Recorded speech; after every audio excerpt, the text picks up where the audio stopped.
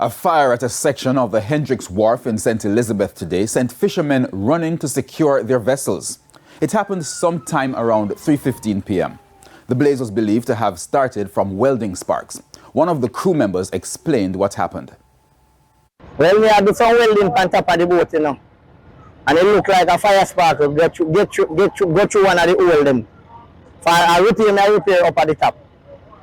And by the time the call for the gentleman downstairs, said, look, just some water come give me. For my one me have up the finish.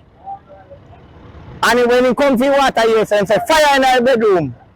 By going there and I draw out the sponge, it looked like he catch for our next one.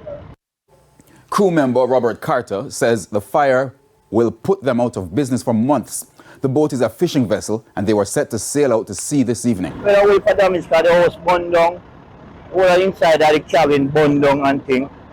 All of the bed and everything in the gun. We are lining up for the sea right now. So we get knocked out, we have to pull off again. Now the Black River Fire Department estimates the damage to be over $7 million.